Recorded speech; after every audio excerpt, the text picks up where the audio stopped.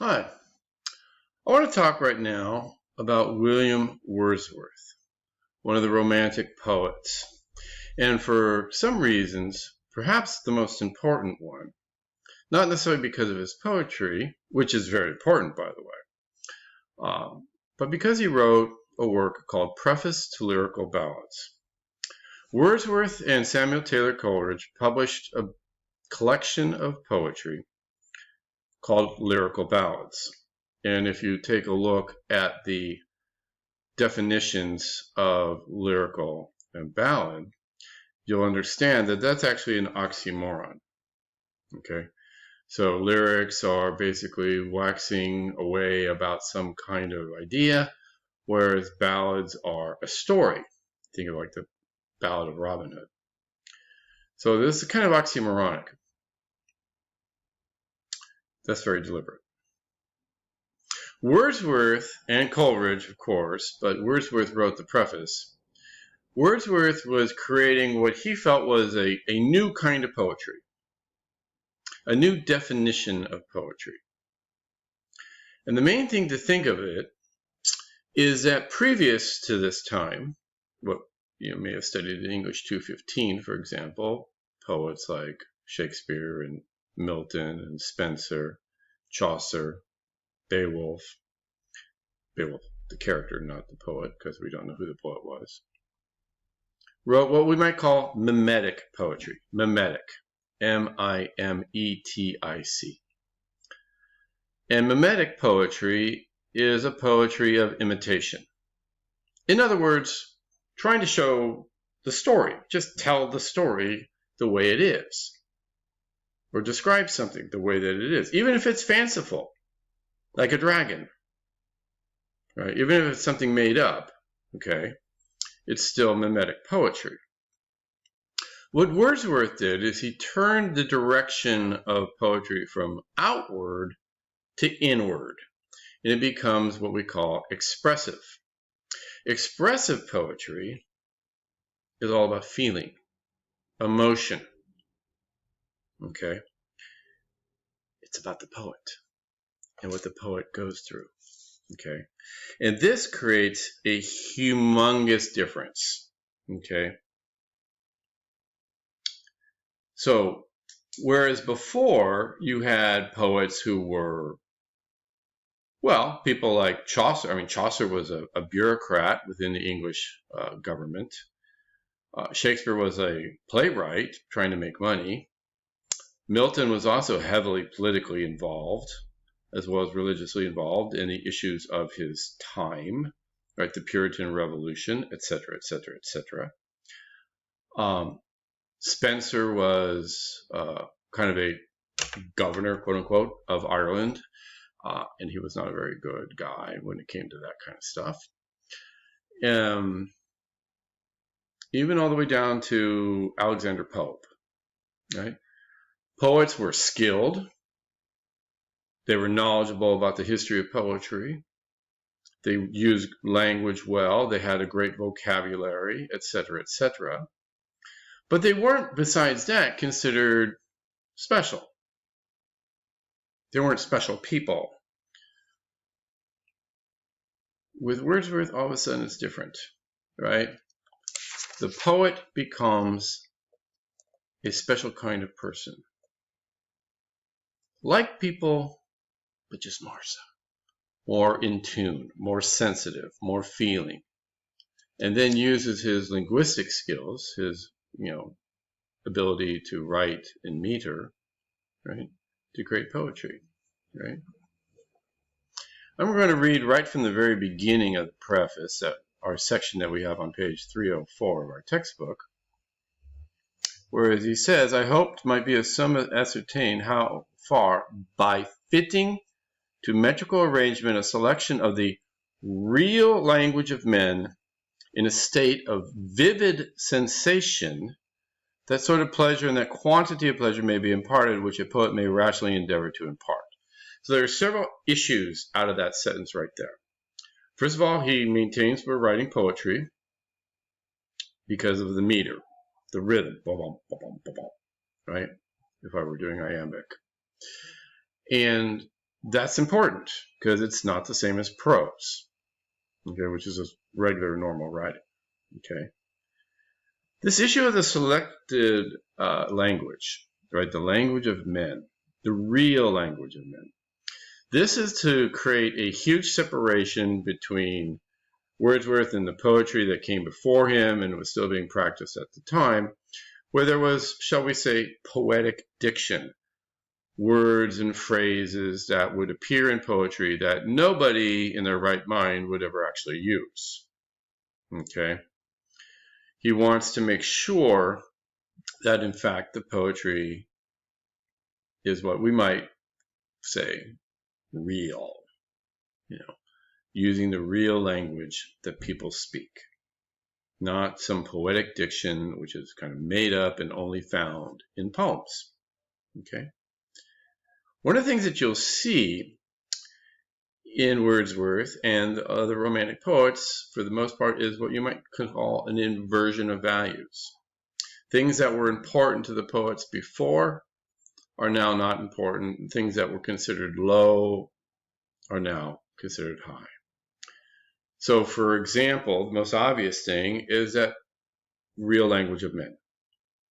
He wanted to go to the farmers, the workers, rustic life, the less educated, not the most educated, the less sophisticated, not the most sophisticated. Why? Because it was those people, Wordsworth felt, who really experienced things without a filter, or without as much of a filter. This connects, of course, to Jean-Jacques Rousseau and his concept of the noble savage, the underpinnings of the French Revolution, the idea that civilization corrupts. And the closer we can be to our natural selves, right, what Rousseau called the noble savage, the closer we are to that, the more in tune we are with ourselves, our true selves, not our civilized selves, not our selves that become, very hot and toity like that. Now this, one of the things I like to say all the time is that we live in a post-romantic time. And what I mean by that is either we embrace the romantics or reject the romantics, but we cannot ignore the romantics. The role of nature is huge for the romantics. Nature as a place where we go to find our true selves. In some poets, especially, for instance, Wordsworth, nature is a place where God is, and beyond just a standard Christian way, but almost a pantheistic way, right? That God is everywhere in all the living things, right?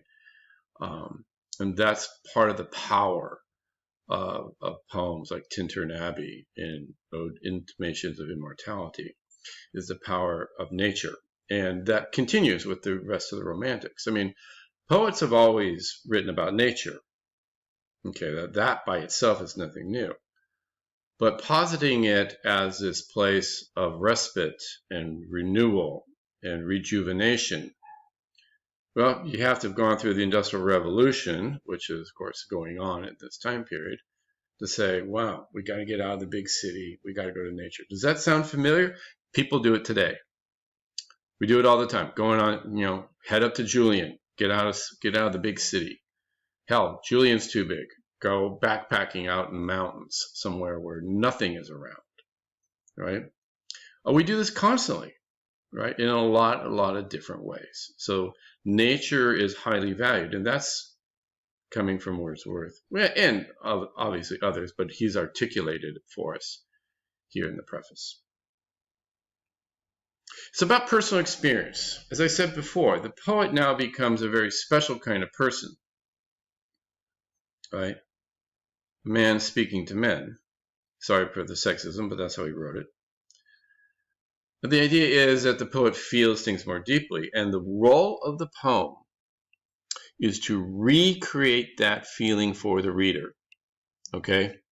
So as we read Tintern Abbey, we can not just simply see Tintern Abbey and the mountains and the waterfalls and the beautiful nature.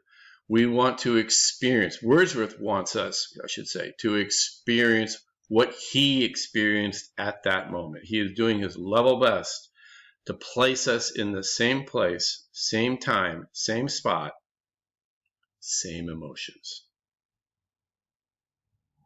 This is expressive poetry. And it makes the role of the individual poet much more important. It makes the role of memory very, very important. Okay. I'm going to read another piece, which is a section on page 306 of our textbook. Here it goes. It's about a little bit more than halfway down the page. For all good poetry is a spontaneous overflow of powerful feelings. But though this be true, poems to which any value can be attached were never produced on any variety of subjects, but by a man, who, being possessed of more than usual organic sensibility, had also thought long and deeply. I used to teach creative writing at Mesa when I first came to campus, and I would get a lot of people who were very big on the first part of that, I had this incredible emotional experience. Okay. But Wordsworth also says you need to also think about it, to contemplate it, right? Not just have this burst of emotion, but also be long and deep in your thoughts. Two things working together. That is a really important key to understanding good poetry as Wordsworth is defining it. In the preface, Wordsworth talks about something called savage torpor. We ought to relate to that in our current time period.